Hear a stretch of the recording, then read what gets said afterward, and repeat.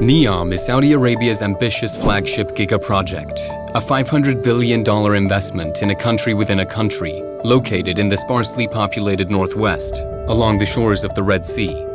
Among its key concepts are sustainability and environmental responsibility.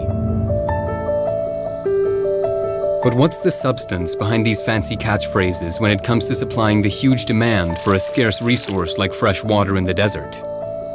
The solution is supposed to be an innovative technology that looks like this: a sphere formed by a glass and steel dome rising 25 meters into the air, which covers a cauldron of roughly the same size. The so-called solar dome was developed by the UK-based company Solar Water in association with Cranfield University. The theory behind it is actually quite simple.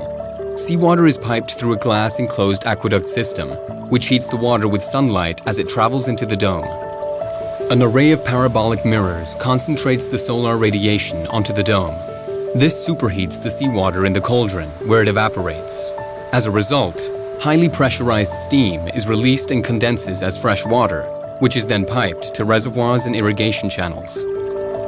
The solar dome is meant to produce 30,000 cubic meters per hour at an extremely low cost of 34 cents per cubic meter. All of it 100% carbon neutral. But there's still the issue of the hypersaline brine. Supposedly, the desalination process in Neom reduces the total amount of brine created during water extraction, helping to prevent damage caused to marine life by not discharging any brine into the sea.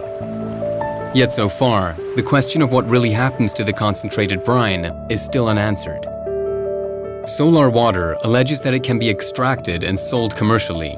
The brine contains substances that can be put to good use in other industrial processes. It still remains to be seen whether this actually works and whether the plan to create a commercially viable extraction of resources for other industries will succeed. The first solar dome is currently under construction to be trialed on an industrial scale. Neom's solar desalination project will serve as a test case for other water-scarce countries that are struggling to generate environmentally safe and sustainable sources of fresh water. Solar Water's vision is bold: carbon-neutral agriculture and reforestation in the middle of the desert. It's hard to predict how much of this vision will turn out to be true. Neom will certainly put it to the test, with the first solar dome desalination plant planned for completion in 2021.